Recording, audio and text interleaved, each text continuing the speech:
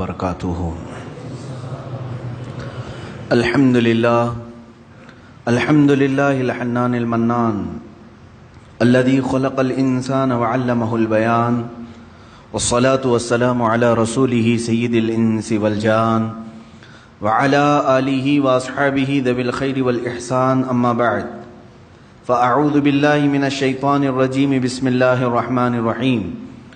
یا ایھا الذین آمنوا لا تقدموا بین یدی اللہ ورسولہ واتقوا اللہ ان اللہ سمیع علیم۔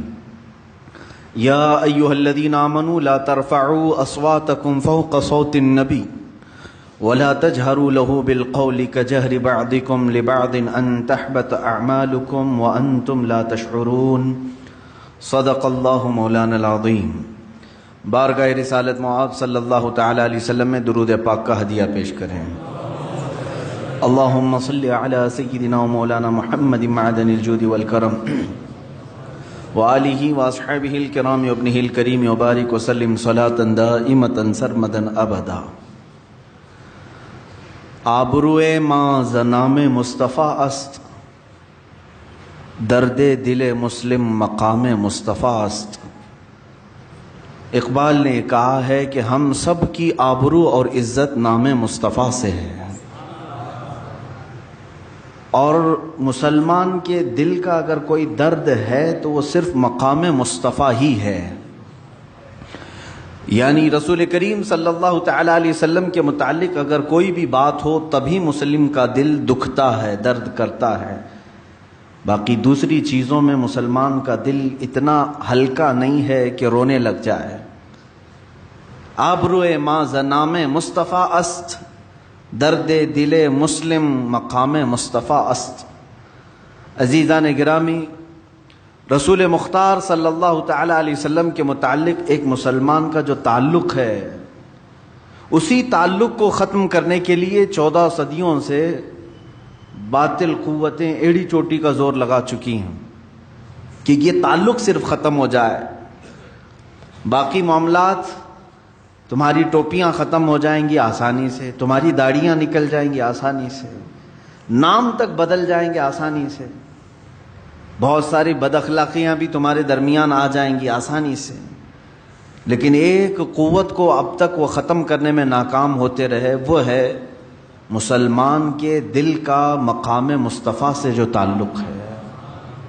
گرا ہوا آدمی بھی جو گناہوں میں ملوث ہے، آوارہ گردی کر رہا ہے، لیکن رسول کریم صلی اللہ علیہ وسلم کا نام آئے تو اپنی زبانوں کو بند کر لیتا ہے، ادب کرنے لگ جاتا ہے۔ ایسے بہت سارے معاملات ہیں۔ میں نے کافی پہلے ایک شاعر کے متعلق سنا تھا، جگر دہلوی یا ان کا مراد آبادی، تخلص ہے شاعر کا۔ تو یہ شاعر کا مزاج الگ تھا۔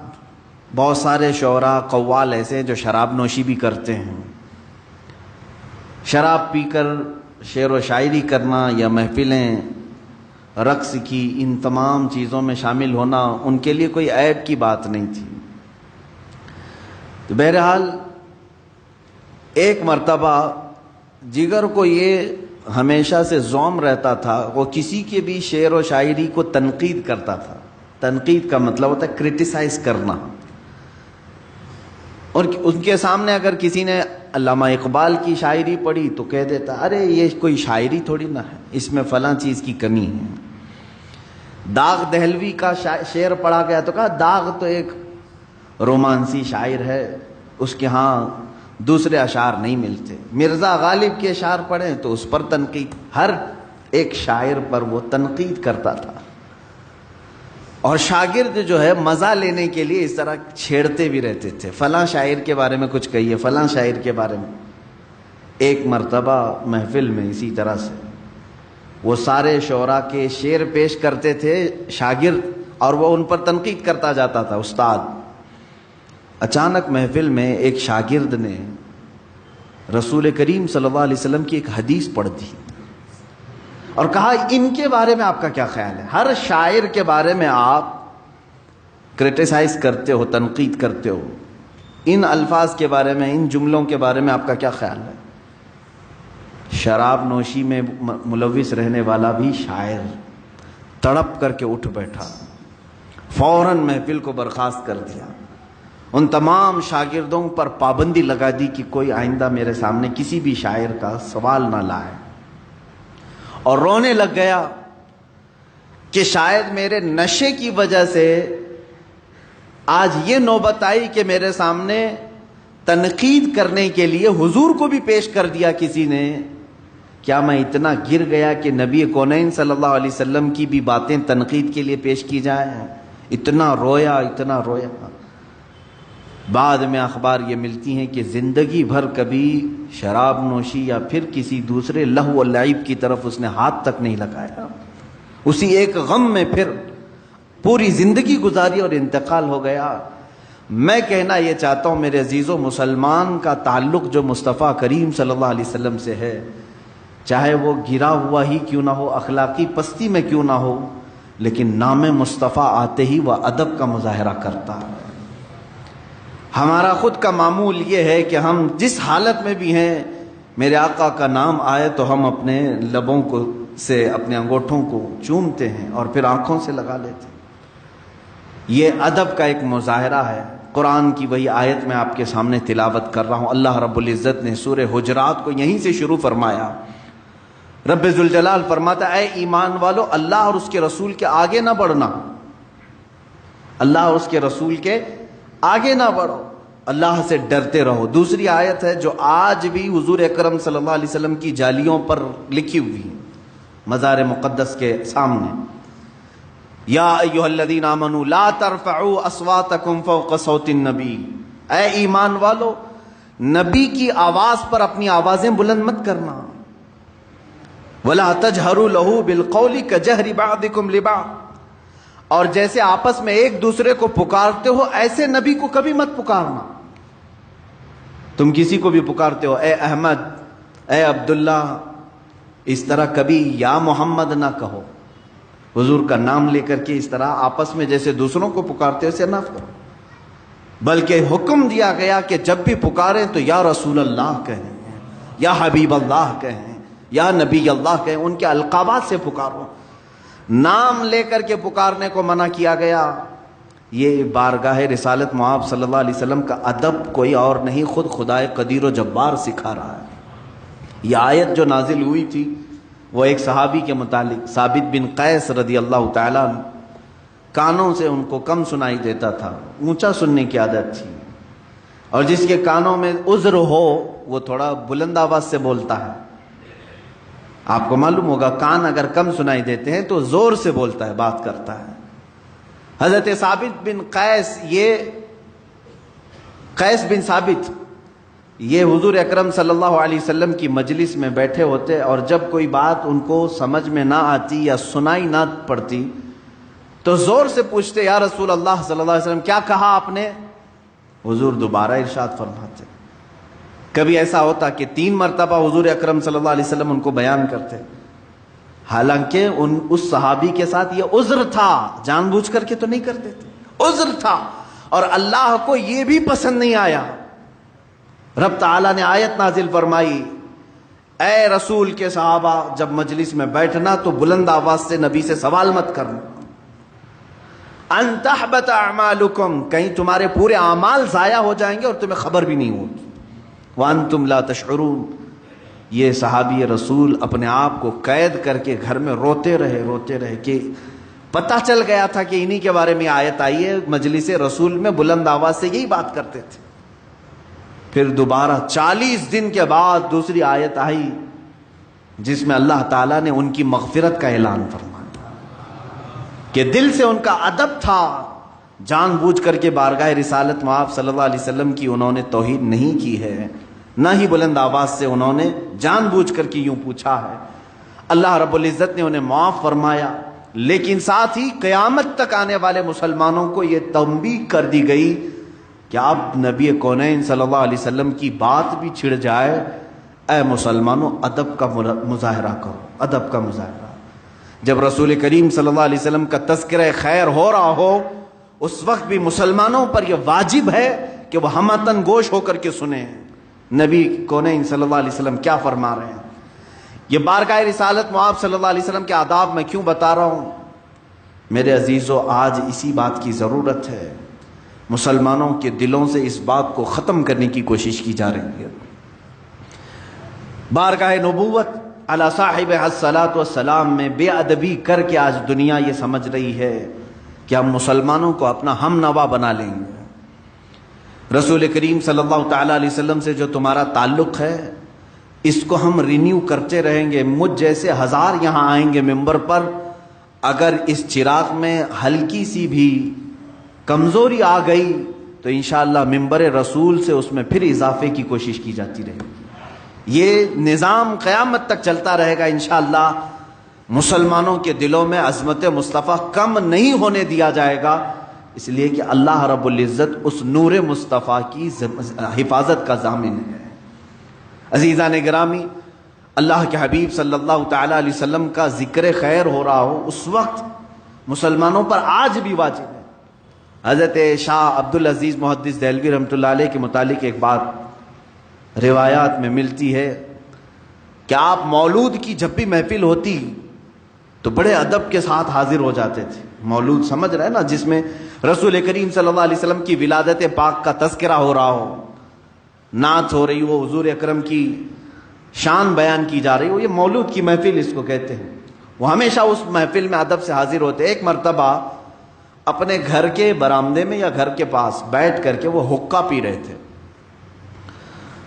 حقہ منہ سے لگے، حقہ کو جانتے ہوں گے آپ، اس میں صرف دھواں ہوتا ہے، یہ ناجائز و حرام نہیں ہے، ورنہ علماء اس کا استعمال نہیں کرتے۔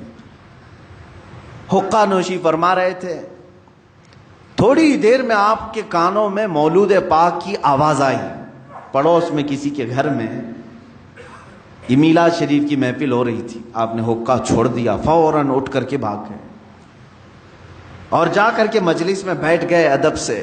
اور جب رسول کریم صلی اللہ علیہ وسلم کی اس میلاد کی محفل میں بیٹھتے تو آپ پر رکت طاری ہو جاتی تھی، آپ کی آنکھیں بند اور وجد میں آئے۔ تھوڑی ہی دیر میں آپ نے دیکھا رسول کریم صلی اللہ تعالیٰ علیہ وسلم کو مجلس پاک، لیکن اس حال میں کہ حضور صلی اللہ علیہ وسلم غضبناک ہیں، چہرے پر غصے کے آثار ہیں، چہرہ سرخ ہے۔ آپ ڈر گئے، اس محفل میں بیٹھے ہیں، ادھر میلاد کی محفل چل رہی ہے اور آپ نے کشف کیا، مراقبہ کیا مجلس میلاد میں، آپ کو حضور اکرم صلی اللہ علیہ وسلم کا سرخ چہرہ نظر آیا تو آپ نے ادب سے پوچھا، آقا مجھ سے کوئی توہین تو نہیں ہوئی، کچھ گستاخی تو نہ ہوئی؟ اللہ کے حبیب صلی اللہ تعالیٰ علیہ وسلم نے مخاطب کر کے ارشاد فرمایا، عبدالعزیز تمہیں حیا نہیں آتی، شرم نہیں آتی؟ حقے کا منہ لے کر کے میری مجلس میں چلے آئے، اسی منہ سے تم میری میلاد سننے کے لیے چلے آئے۔ میرے عزیزو، اللہ رب العزت کی بارگاہ میں اتنی نفاست حضور اکرم صلی اللہ علیہ وسلم کی بارگاہ کی رکھی گئی ہے، یہاں تک کہ حضرت ابو ایوب انصاری رضی اللہ تعالیٰ وہ میزبان رسول ہیں، حضور صلی اللہ تعالیٰ علیہ وسلم کو روزانہ کھانا لا کر کے دیتے تھے۔ کئی دن تک آپ دیکھ رہے تھے حضور صلی اللہ علیہ وسلم کھا نہیں رہے ہیں، کھانے کا برتن ویسے ہی واپس آ جاتا۔ آپ نے پوچھا، یا رسول اللہ صلی اللہ علیہ وسلم کوئی تکلیف ہے مجھ سے آپ کو؟ آپ کھانا تناول نہیں فرماتے؟ اللہ کے حبیب صلی اللہ علیہ وسلم نے فرمایا، اس میں لہسن زیادہ پڑا ہوا ہے اور مجھے لہسن کی بو پسند نہیں ہے۔ اللہ کے حبیب صلی اللہ علیہ وسلم نے یہ فرمایا۔ حضرت ابو ایوب انصاری اس برتن کو نکالے اور زندگی بھر کبھی آپ نے لہسن کو ہاتھ نہیں لگایا، کہ جس کی بو سے اللہ کے حبیب صلی اللہ تعالیٰ علیہ وسلم کی طبیعت پر گراں گزرتا ہو، اس طرح کا حلال پھل بھی، حلال سبزی بھی کھانا انہوں نے اپنے لیے روا نہیں رکھا۔ حالانکہ لہسن اور پیاز حرام نہیں ہے، لیکن وہ صحابی رسول فرماتے ہیں حرام تو نہیں مگر میرے محبوب کو اس کی بو پسند نہیں، تو میں نے زندگی بھر ہاتھ نہیں لگایا۔ یہ جو تعلق تھا میرے عزیزوں، میں صحابہ اکرام کی زندگی سے آپ کو چند گوشے ان کی حیات کی جھلکیاں آپ کے سامنے رکھتا ہوں، اور آج آپ کو احساس ہونا چاہیے کہ اقبال نے جو کہا، جس شعر سے میں نے آج اپنے بیان کو شروع کیا ہے، آبروئے ماں زنام مصطفیٰ است، ہماری ساری عزتیں نام مصطفیٰ سے وابستہ ہیں۔ ان کے جو ہم غلام تھے، خلق کے پیشوا رہے، ان سے پھرے جہاں پھرا پھر آئی کمی وقار میں. ہمارا سب کچھ اسی نام سے وابستہ ہے. درد دل مسلم مقام مصطفیٰ است. مسلمان کا دل اگر تڑپے تو نبی کونین صلی اللہ علیہ وسلم کے لیے تڑپے. اگر حضور اکرم صلی اللہ تعالی علیہ وسلم کی محبت تمہارے قلب میں نہیں آئی ہے تو تمہارا ایمان بھی نہیں ہے. اس لیے کہ حضرت عمر فاروق رضی اللہ تعالیٰ عنہ جو عشرہ مبشرہ میں سے ہیں، امیر المومنین ہیں، خلیفہ رسول ہیں، حضور اکرم صلی اللہ علیہ وسلم کی بارگاہ میں آئے، کہا یا رسول اللہ صلی اللہ علیہ وسلم میں اپنی دنیا کی ہر چیز سے زیادہ آپ سے محبت کرتا ہوں. میری اولاد، میرے ماں باپ، میرے مال متاع، سب چیزوں سے زیادہ میں آپ سے محبت کرتا ہوں، لیکن جان سے زیادہ نہیں. حضور اکرم صلی اللہ علیہ وسلم نے فرمایا عمر تمہارا ایمان مکمل نہیں ہوا. کس کو کہا جا رہا ہے؟ عمر ابن خطاب رضی اللہ تعالیٰ عنہ کو. تمہارا ایمان مکمل نہیں ہوا. اسی دن حضرت عمر فاروق رضی اللہ تعالیٰ عنہ نے عرض کیا آقا اگر اس سے ایمان ناقص رہتا ہے تو آپ گواہ ہو جائیں، آج سے میں اپنی جان سے زیادہ آپ سے محبت کرتا ہوں. جان سے زیادہ محبت کرنا یہ ایمان کی علامت ہے. لا یؤمن احدکم حتی اکون احب الیہ من والدہ وولدہ والناس اجمعین. میرے آقا فرماتے ہیں تم میں سے اس وقت تک کوئی مومن نہیں ہوگا جب تک وہ اپنی اولاد سے، اپنے ماں باپ سے اور تمام انسانوں سے زیادہ مجھ سے محبت کرنے نہ لگے، اس وقت تک وہ پورا مومن نہیں ہو سکتا. آج ہمیں پرکھ کر دیکھنے کی ضرورت ہے کیا ہمارے اندر وہ ایمان ہے کمال کو پہنچا ہوا. ہم ہمارے بچوں کو ہاتھ لگانے سے کس طرح سے چڑ جاتے ہیں. ہمارے ماں اور ہمارے باپ کی شان میں اگر کوئی گستاخی کرے تو ہم اس کے ساتھ کیا معاملات کرتے ہیں، کیا سلوک کرتے ہیں، یہ سب کو معلوم ہے. اس کا مطلب یہ ہے کہ ہم اپنے رشتہ داروں پر آئی ہوئی کوئی بھی آفت کو برداشت نہیں کرتے. تو یہاں ایمان کو پرکھنے کی ضرورت ہے. نام مصطفیٰ پر اگر کسی نے کیچڑ اچھالا اور تم خاموش رہے تو اس کا مطلب ہے کہ ایمان کمال کو پہنچا ہی نہیں ہے. ایمان کسی کا کمال کو پہنچا نہیں ہے. جب تم اپنے ماں باپ پر کوئی بھی آفت برداشت نہیں کرتے تو اس کا مطلب ہے کہ نبی کو ابھی ماں باپ سے کم چاہتے ہو، اپنی اولاد سے کم چاہتے ہو. تمہارے مال کے متعلق اگر کوئی تانا مارے تو تم اس کا جواب دیتے ہو. اس کا مطلب ہے کہ نبی کونین صلی اللہ تعالی علیہ وسلم سے ابھی مال سے کم محبت کرتے ہو. عزیزان گرامی وقار، میں سب کی بات نہیں کر رہا ہوں. جو میرے آقا صلی اللہ تعالی علیہ وسلم کی عزت اور ناموس کے لیے کھڑا ہوا، چاہے حالات کیسے بھی ہوں، یہ اس کے ایمان کی علامت ہے. میں آج یہاں سے بیان کر رہا ہوں، مجھے ضرور معلوم ہے کہ جمعہ کا یہ مجمع اگرچہ مسجد میں محدود لوگ ہوتے ہوں، لیکن اس بیان کو ریکارڈ کر کے میں پوری عالم اسلام نہیں بلکہ پوری دنیا کو یہ پیغام دینا چاہتا ہوں. آبروئے ماں زنام مصطفیٰ، ہماری آبرو مصطفیٰ کریم صلی اللہ علیہ وسلم کے نام سے ہے، اور اگر تم نے اس طرف انگلی اٹھائی تو پھر ہمارا زمین پر جینا بھی بیکار ہے، ہم جواب دے کر کے رہیں گے. آج فرانس کی گورنمنٹ بھی خاموش بیٹھی ہے چارلی ہیبڈو نام سے، جو گستاخانہ خاکے بنانے کے لیے پوری دنیا میں اعلانات ہو رہے ہیں. یہ جان بوجھ کر کے ہوتے ہیں. رسول کریم صلی اللہ تعالی علیہ وسلم کے کارٹون بنانا ہے، اور اس کو یہ کیا کہہ رہے ہیں؟ یہ آزادی رائے ہے، یہ فریڈم آف سپیچ جس کو کہتے ہیں. ہر ایک کو آزادی ہے، کسی کے بھی آزادی. تم آپس میں ایک دوسرے کے حلیے بناؤ، اللہ اور اس کے رسول کو اپنی آزادی کا نشانہ ہرگز نہ بناؤ. یہاں کوئی آزادی نہیں ہے. اس لیے کہ صحابہ کرام ایک مرتبہ مذاق کر رہے تھے، آپس میں مذاق کر رہے تھے کسی آیت کو لے کر کے. اللہ تعالیٰ نے فوراً قرآن میں آیت نازل فرمائی. اللہ اکبر، سنیں گے آپ، حیرت ہوگی آپ. صحابہ کرام مذاق میں آپس میں قرآن کی ایک آیت کو لے کر کے بات کر رہے تھے. اللہ نے آیت نازل فرمائی، قد کفرتم بعد ایمانکم، تم کافر ہو چکے ہو ایمان لانے کے بعد، کافر ہو چکے ہو. لا تعتذروا قد کفرتم بعد ایمانکم. اللہ نے جلال میں فرمایا اب بہانہ مت کرو، تم کافر ہو گئے ایمان لانے کے بعد. اللہ کے حبیب صلی اللہ تعالی علیہ وسلم کو یہ آیت آئی اللہ فرماتا ہے قل اب اللہ و آیاتہ و رسولہ کنتم تستہزئون، ان سے پوچھیں اے رسول کیا وہ اللہ کے ساتھ اور اس کے رسول کے ساتھ اور اللہ کی آیتوں کے ساتھ مذاق کرتے ہیں؟ ان سے کہہ دیں کہ وہ کافر ہو چکے۔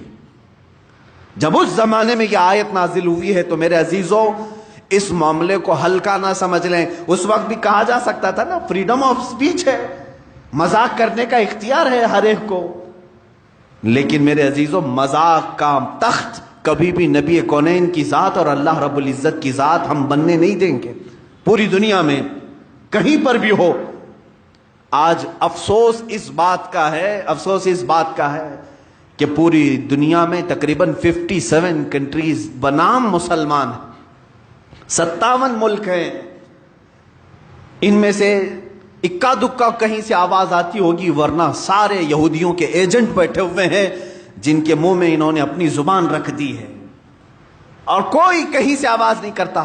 سعودی جو مکمل یہودی بنا جا رہا ہے، یو اے ای، آل نہیان جہاں حکومت کر رہے ہیں اسرائیل کے پٹھو ہیں، یہ تمام وہ کنٹریز ہیں جو جبے کبے بھی پہنتے ہیں، سروں پر رومال بھی رکھتے ہیں، اور پوری دنیا کو مسلمان ہونے کا اعلان بھی کرتے ہیں، اپنے آپ کو ٹھیکیدار سمجھتے ہیں۔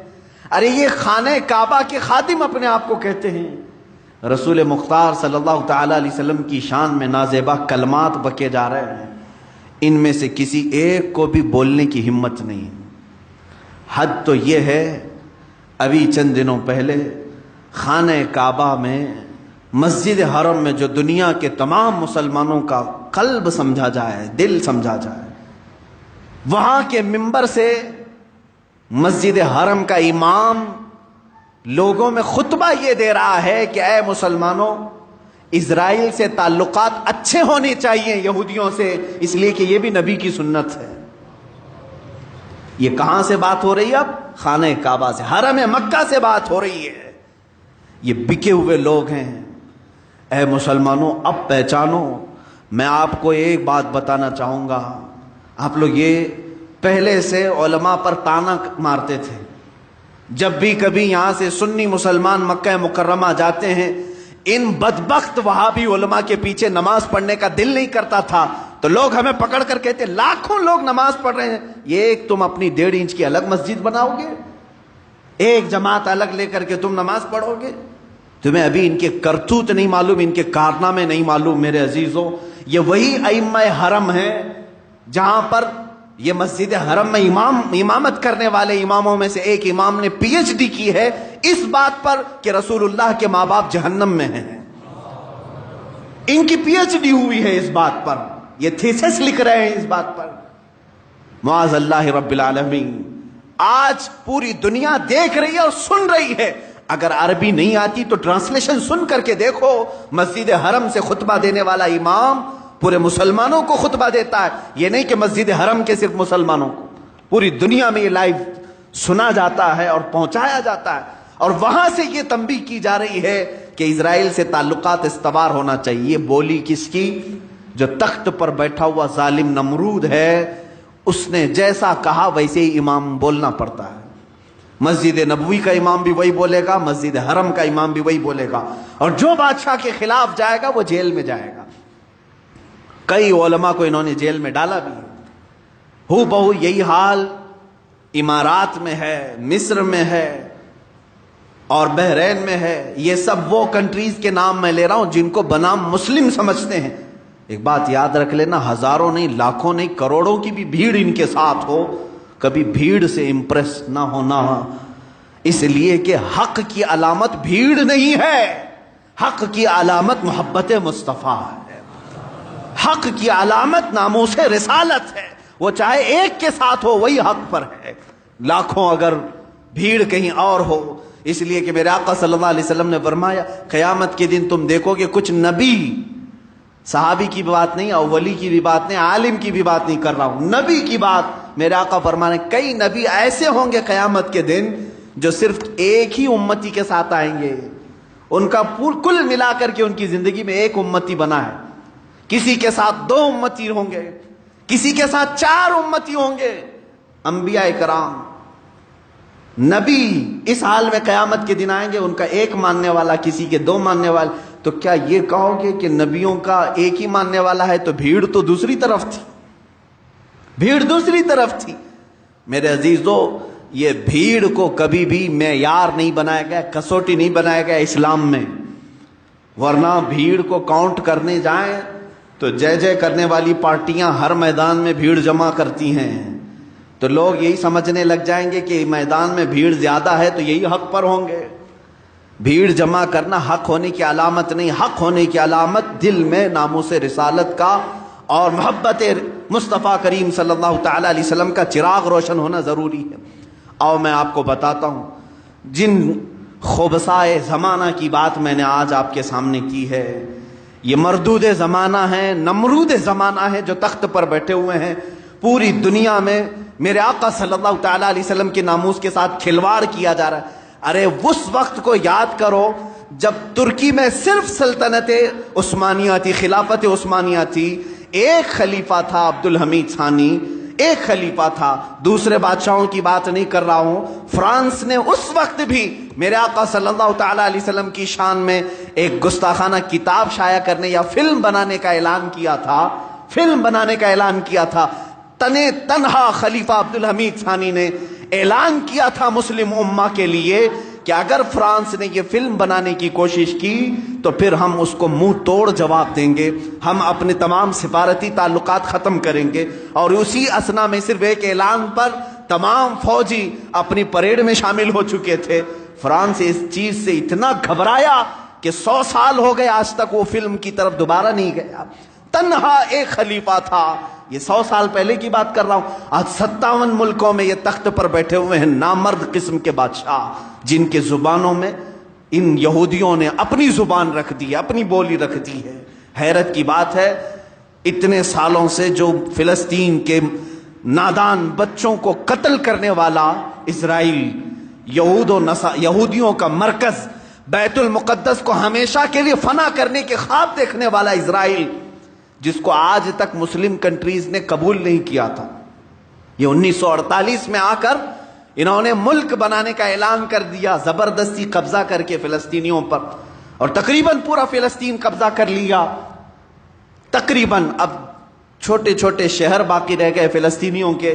انہوں نے اپنی کنٹری کا اعلان کیا کہ ہماری خود کی یہ کنٹری ہے، اس کا نام اسرائیل رکھا 1948 سے، 1948 سے، اور آج 2020 میں پہنچ کر ان کا حال یہ ہو گیا کہ انہوں نے اپنے پرانے وعدے ساری چیزیں توڑ کر کے بیت المقدس جہاں ہے وہاں اپنا کیپٹل بنانے کا اعلان کیا۔ امریکہ بھی اس کو تسلیم کر لیا، دوسری کنٹریز ایک کے بعد دیگرے تسلیم کرتے جا رہے ہیں۔ لیکن شرم کی بات اس وقت ہے جب مسلمانوں کے نام سے مشہور ممالک میں سے UAE، متحدہ عرب امارات، اس کے بادشاہ نے اعلان یہ کیا پچھلے چند دنوں پہلے کہ ہم اسرائیل کو بطور ملک تسلیم کرتے ہیں اور ان کے ساتھ سفارتی تعلقات قائم کرتے ہیں۔ دبئی نے تعلقات قائم کیے، سعودی عرب، جس کو میرے آقا صلی اللہ علیہ وسلم نے جزیرت العرب فرمایا ہے، سعودی انہوں نے نام رکھا ہے۔ اللہ کے نبی صلی اللہ علیہ وسلم نے فرمایا اخرج الیہود والنصارى من جزیرت العرب، جزیرت العرب سے یہود و نصارہ کو پاک کرو۔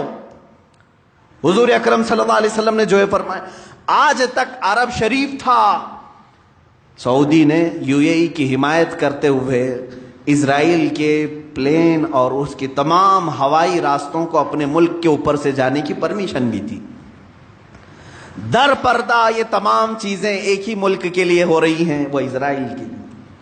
مجھے معلوم ہے میں یہ سخت جملے آج بول رہا ہوں، یہ میرا حق ہے، اور بطور مسلمان یہ میرا حق ہے، میں اپنا احتجاج درج کرا رہا ہوں۔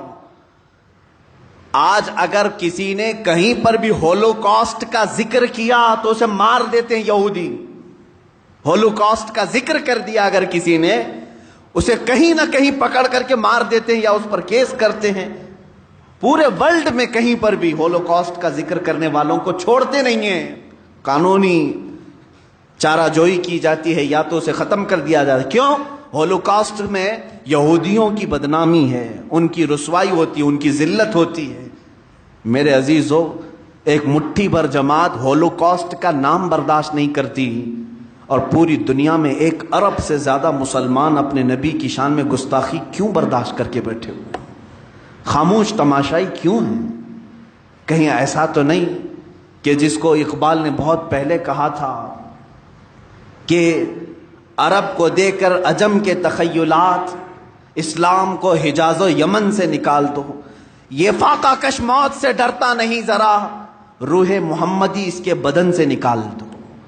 ان لوگوں نے یہی کہا تھا کہ یہ بھوکا رہتا ہے، پیاسا رہتا ہے مسلمان، اور موت سے بالکل ڈرتا نہیں۔ آخر اس کے اندر خوف لانا ہے تو روح محمدی اس کے جسم سے دور کر دو۔ جو میرے آقا صلی اللہ علیہ وسلم کے لیے اس کا دل تڑپتا ہے، اس کو مرجھا کر دو، مرجھا دو، مار دو۔ اس قلب کو آج مارنے کے لیے پوری دنیا الگ الگ انداز میں اٹھتی ہے، سوشل میڈیا کے ذریعے، فلمی دنیا کے ذریعے۔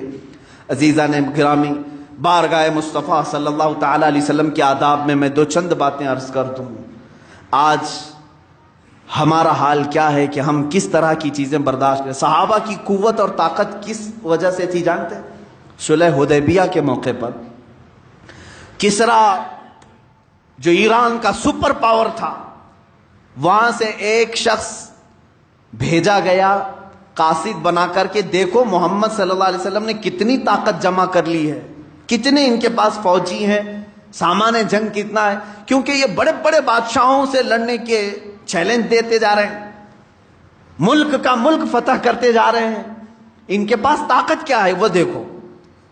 عروہ بن مسعود ثقفی ایک شخص آیا صلح حدیبیہ کے موقع پر، حضور پاک صلی اللہ تعالی علیہ وسلم کو اس وقت مکہ والوں نے عمرہ کرنے کے لیے روک دیا تھا، نہیں جانے دے رہے تھے، 1400 صحابہ تھے صرف۔ ایران کی سپر پاور، قیصر ملک روم کا سپر پاور، یہ لوگ قاصد بنا کر کے بھیجیں، دیکھ کر کیا ہو محمد ہماری سلطنتوں کو ہلانے کی بات کرتے ہیں، کون سی طاقت جمع کی ہے۔ یہ شخص آیا، دیکھا، اب اس کی زبان سے سنو، عروہ بن مسعود ثقفی یہ کہتا ہے، یہ حدیث پاک میں بھی موجود ہے کہ اس نے دیکھا کہ یہاں پر انہوں نے کون سی طاقت جمع کی، وہ باہر واپس آ کر کے رپورٹنگ کرتا ہے اپنے بادشاہوں کو، کہتا ہے میں نے دیکھا ایک ایسی فوج محمد کے پاس ہے صلی اللہ علیہ وسلم کہ جب وہ بولتے ہیں تو یہ سارے کان کھڑے کر دیتے ہیں، جب وہ کسی بات کا حکم کرتے ہیں تو دوڑ پڑتے ہیں، اور جب وہ وضو کے لیے جاتے ہیں تو مجال ہے کہ ان کی کلی کا ایک قطرہ بھی زمین پر گرے، سب اپنے ہاتھوں میں لیتے ہیں۔ صحابہ کا یہ ماحول دیکھ کر کے اس نے بتایا، اللہ کے نبی صلی اللہ علیہ وسلم کے متعلق وہ کہہ رہا ہے، قاصد میں دور سے دیکھتا رہا، محمد صلی اللہ علیہ وسلم وضو کے لیے کلی کر رہے ہیں، اور صحابہ اپنے ہاتھ پھیلائے، اپنے دامن پھیلائے ہیں، وہ کلی کا پانی ان کے ہاتھوں میں آتا، دامن میں آتا، اور سب اپنے چہروں پر لگا لیتے تھے، ایک قطرہ بھی زمین پر گرنے نہیں دیتے تھے۔ اور وہ واپس آ کر کے کسرا سے کہا، میں نے بڑے بڑے بادشاہوں کے ہاں فوج کو بھی دیکھا ہے، لیکن ایسی دیوانگی کسی کے ہاں نہیں دیکھی۔ پوچھا انہوں نے کہ کیا طاقت جمع کی ہے، انہوں نے کہا چھوڑو ان سے لڑنے کی بات ختم کرو، محمد صلی اللہ علیہ وسلم کو وہ تمہارے حوالے کبھی نہیں کریں گے۔ کہا کیوں نہیں کریں گے؟ ارے میاں وہ ان کی کلی کا قطرہ زمین پر گرنے نہیں دیتے، ان کے خون کا قطرہ کہاں سے گرنے دیں گے؟ وہ صحابہ ہیں جو رسول کریم صلی اللہ تعالی علیہ وسلم کے زبان پاک سے نکلے ہوئے قطرے بھی زمین پر نہیں گرنے دیتے تھے۔ تب اللہ رب العزت نے ان کی شان میں قرآن میں آیتیں نازل فرمائی، اور وہ نہتے ہوتے تھے، پیروں میں چپل نہیں ہے، ہاتھوں میں تلوار نہیں ہے۔ غیبی طاقت ایسی ہوتی کہ وہ لکڑی ہاتھ میں لے لے تو وہی تلوار بن جائے، گھوڑے اگر سمندر میں دوڑائیں تو خشک راستہ بن جائے، اگر وہ درندوں کے پاس آئیں تو وہ درندے ان کے فرما بردار بن جائیں۔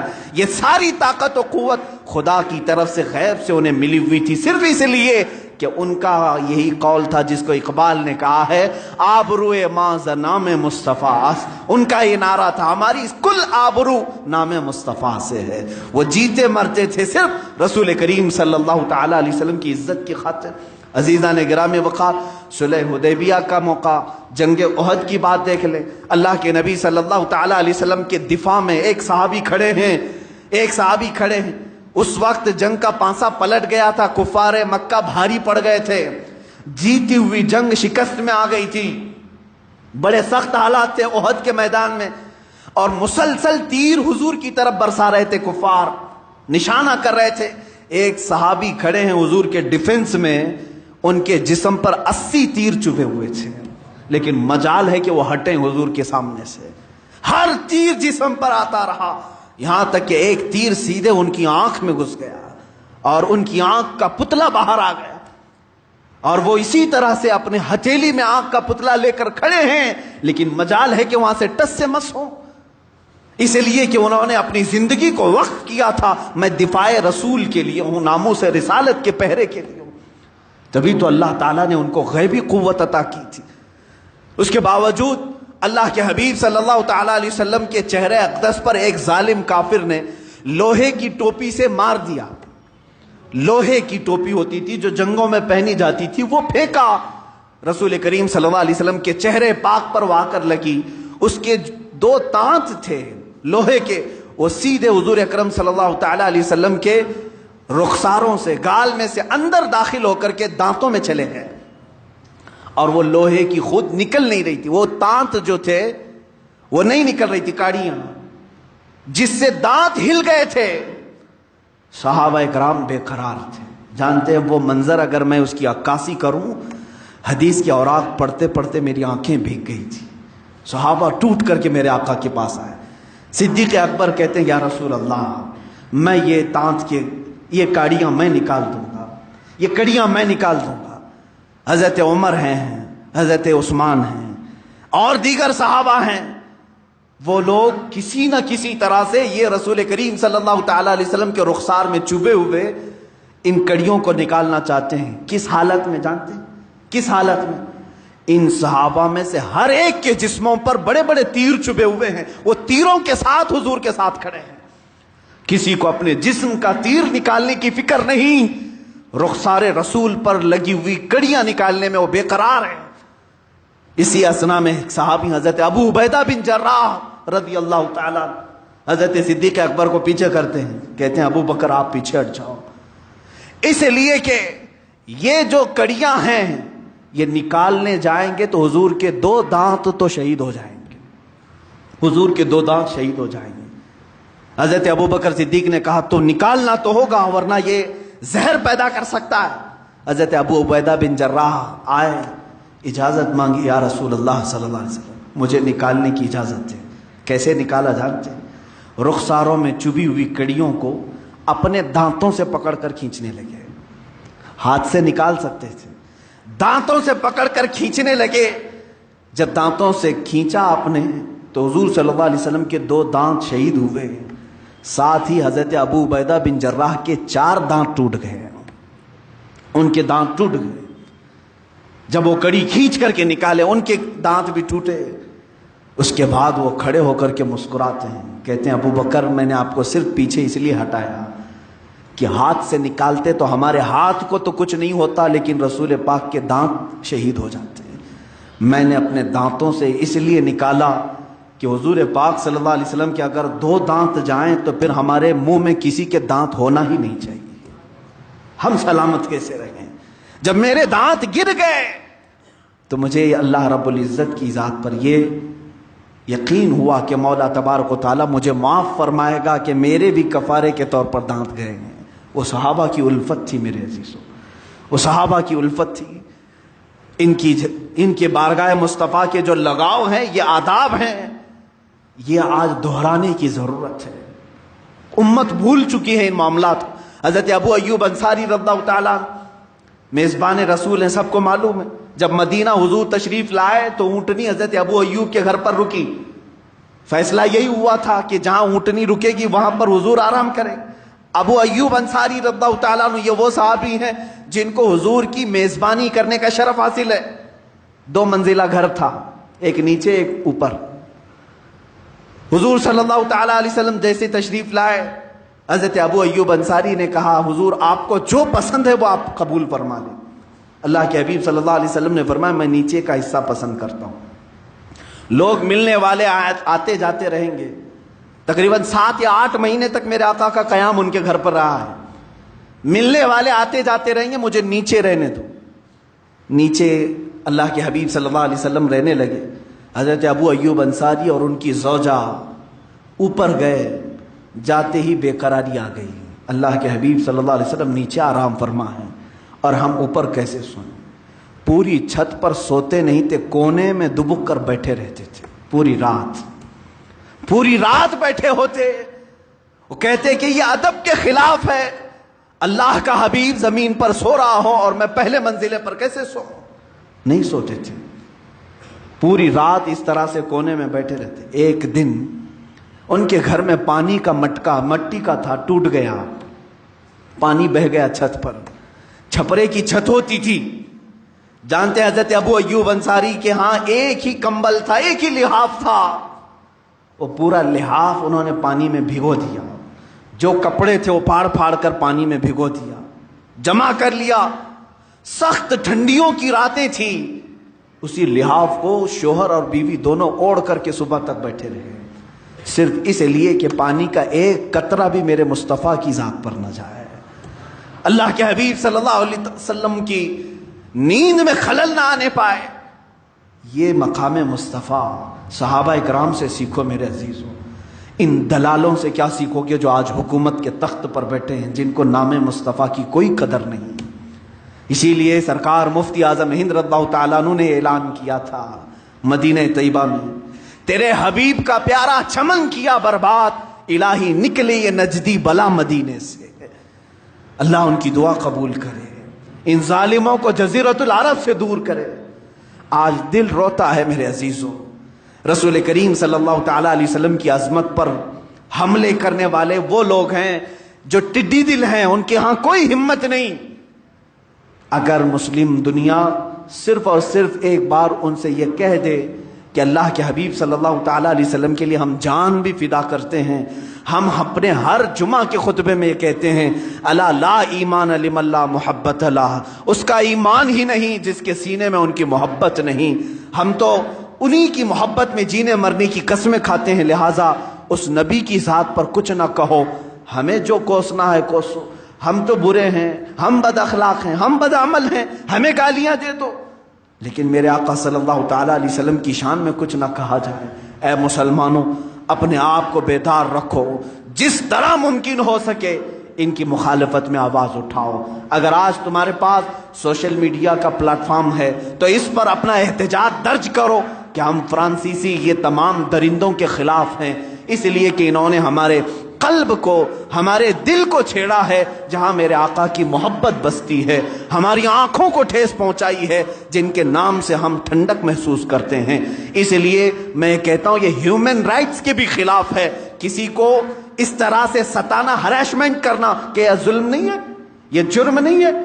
کسی کو بھی ہریشمنٹ کرنا یہ جرم نہیں ہے. اس طرح پورے مسلمانوں, کروڑوں مسلمانوں کو یہ ہریشمنٹ کر رہے ہیں اس بات سے کہ کبھی میرے نبی کے شان میں کارٹون بنانے کی بات, کبھی ان کو معاذ اللہ رب العالمین گندے الفاظ کے ساتھ فلم بنانے کی بات.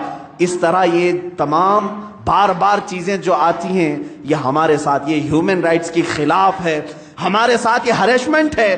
ہم جو ہے بار بار ان تمام کرب کے ساتھ کیوں زندگی گزار رہے ہیں آج؟ کیا ہمیں دنیا میں اس زمین پر تمام لوگوں کی مذہبی آزادی کے ساتھ جینے کا حق نہیں ہے؟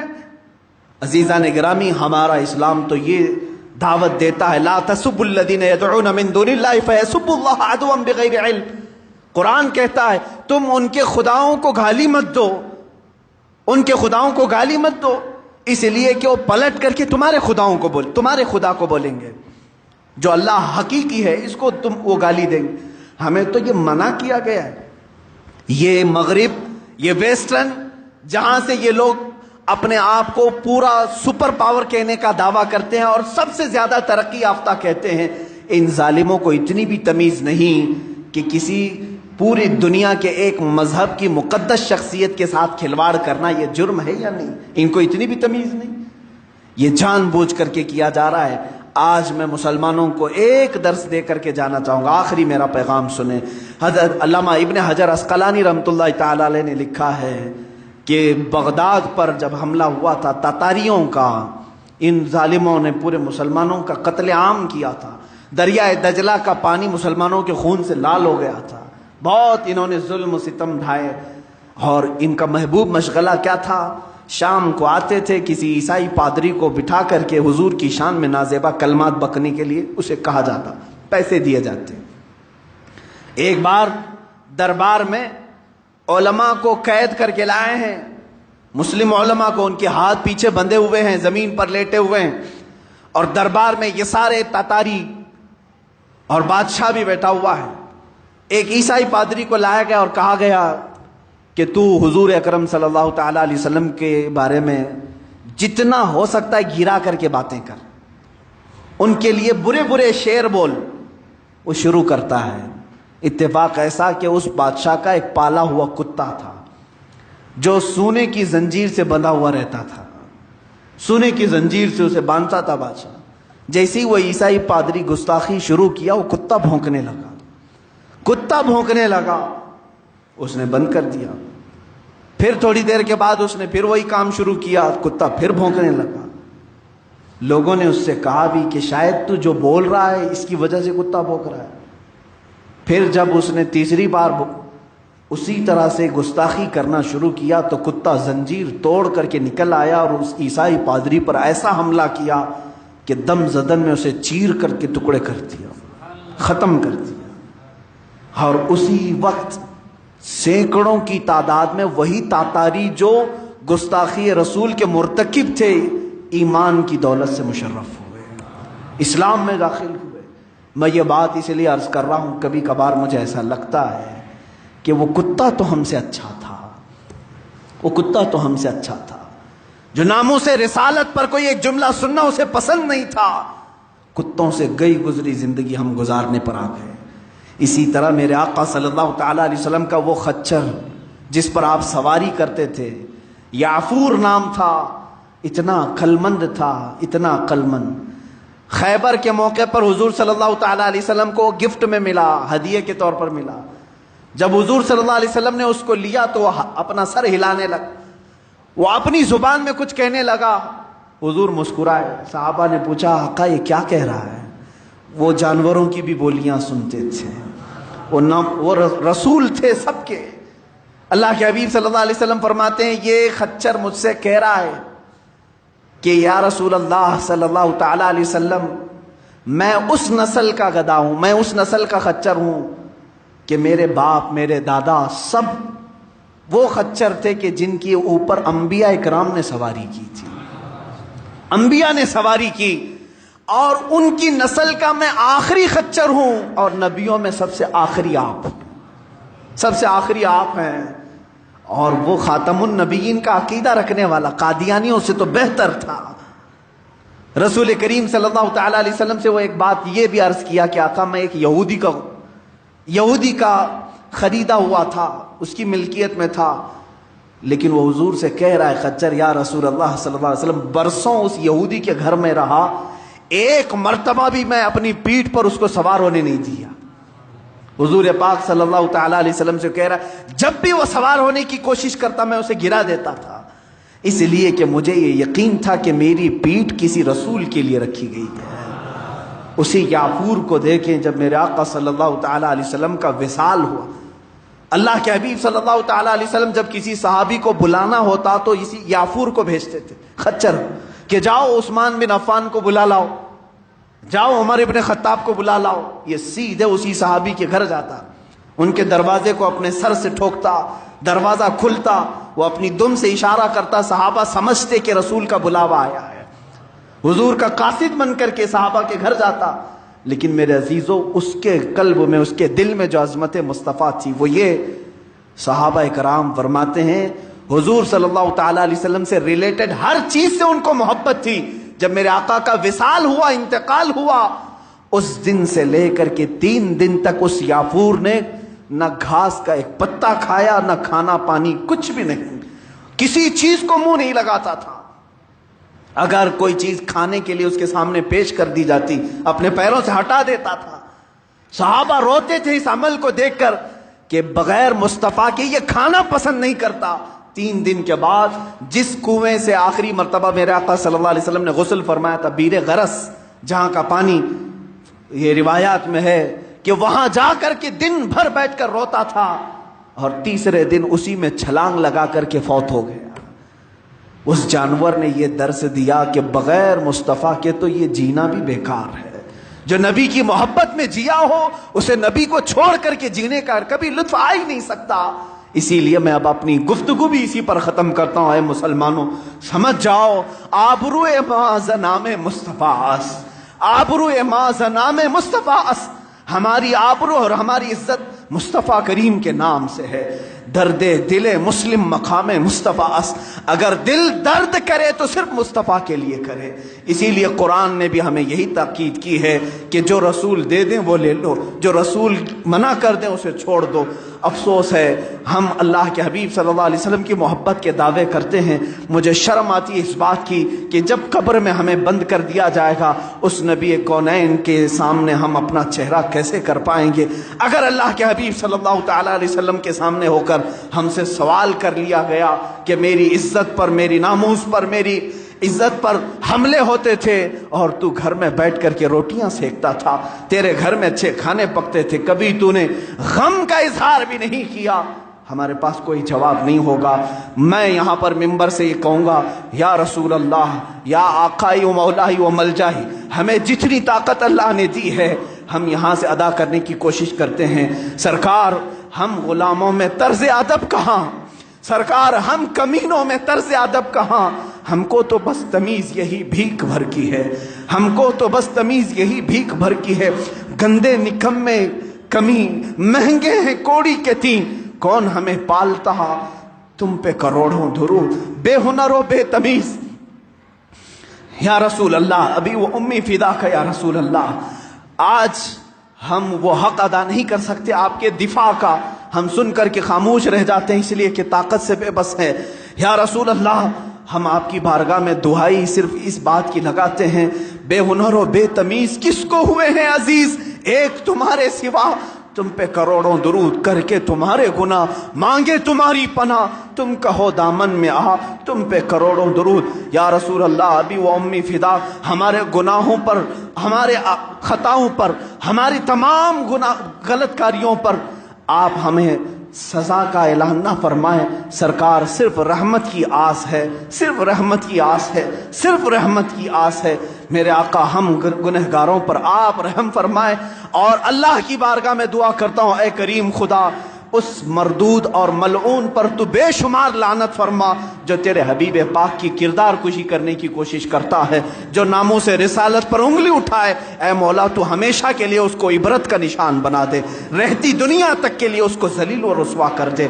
اے کریم خدا، تو اپنے تمام تر عذابات اس پر نازل کر جو تیرے حبیب پاک کی گستاخی کا مرتکب ہو۔ مولا، ہماری دعاؤں کو نالین مصطفیٰ کے صدقے قبول فرما۔ وآخر دعوانا ان الحمد للہ رب العالمین۔ السلام۔